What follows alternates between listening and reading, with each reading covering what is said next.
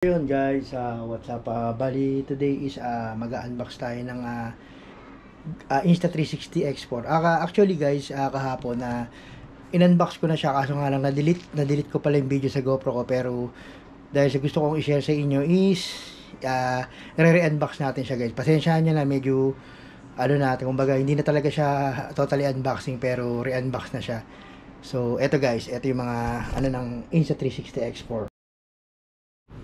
So yun guys, bali eto, umorder tayo sa Abenso ng ating Insta360 X4. So yan, so dumating, dineliver kasi dito sa Bulacan, kasi sa Abenso lang ako nakakita. So medyo talaga siya, nakuha ko naman siya ng goods price. So eto guys, kahapon yan, in-unbox ko na siya actually kahapon, kaso naburayan yung mga nabura, so nang hinayang lang ako. So gusto ko lang talagang i-share sa inyo guys kung paano ang itsura ng pagka bumili kayo ng unit lang. Unit lang to, actually unit lang to. Dati kasi meron ako X3, nabili ko siya ng may mga combo siya, may mga accessories. So may accessories na ako. So ito na lang kinuha ko. So yan. And guys, ayan ang itsura niya. So yan. 72 MB. So sobrang na talaga siya, update na siya sa X3.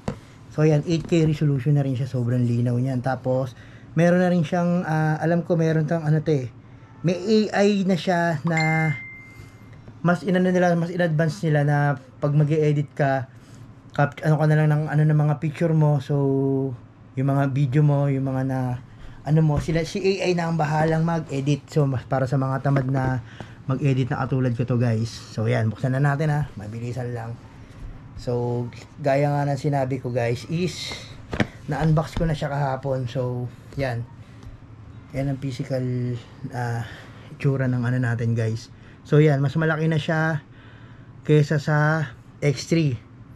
So yan, ang ganda niya So yan, ang ganda. So buksan muna natin guys ang battery niya, check natin.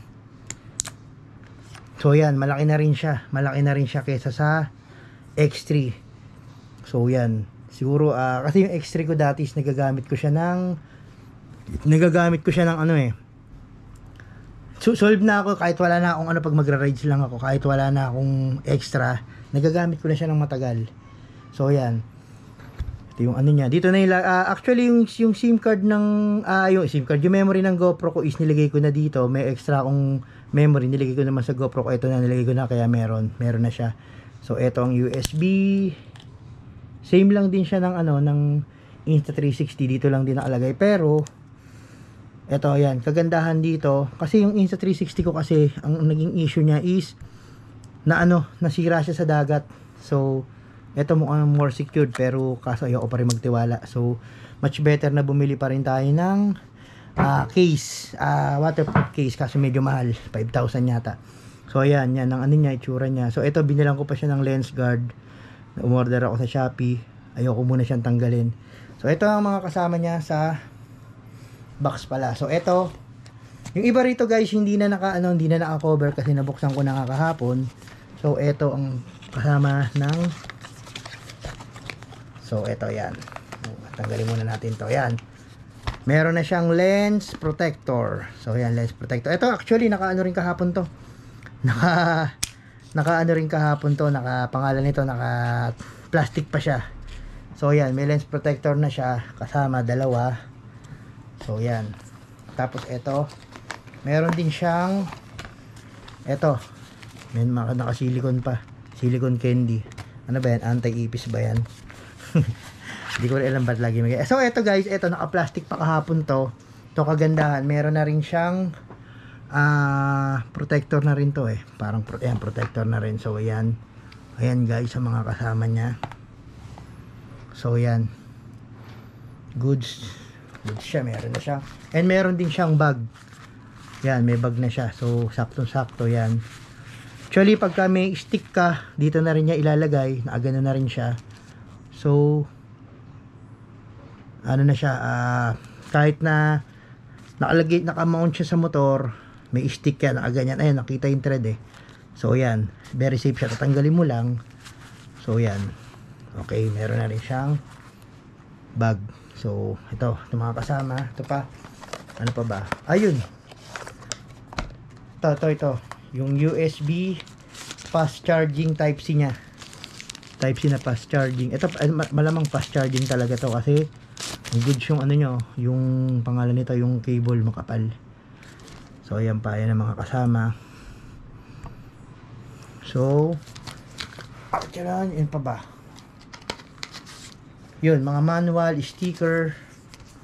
Mga manuals, sticker, yan. Yan yung mga kasama niya, guys. So, yan. Ano pa ba? Meron pa tong ano eh. Ito. Tsaka meron siyang lens cleaner, clothes, yan. Insta360, may tatak din siya. So, yan. So, ayan ang mga kasama niya, guys. So, yan. Wala, guys. Sinare ko lang sa inyo. So, bali re-unbox na to. So, ayan. Kabit natin. Dati kasi yung Insta360 wala pang ganito. Wala pa siyang lens yan, lens protector yan. So, ito meron na siya. O, dati o-orderan mo pa yan. So, ito na lang in-order ko sa kanya. Kailangan ko ng lens protector dito para sa niya. So, ito kabit natin to, anti-scratch din siguro to or heat protector, nakakatulong din siya. So yan guys, oops, mali pala. So yan guys, so yan guys, bali eto ang lahat ng kasama ng nasa box. So yan, mga manual, sticker, and then the unit. So yan guys, yan, sinare ko lang sa inyo. Maraming salamat. So at least para may idea na kayo kung ano ang laman ng pag bumili kayo ng Insta360 X4. So maraming salamat guys. Thank you very much. Sinare ko lang. Maraming salamat. God bless.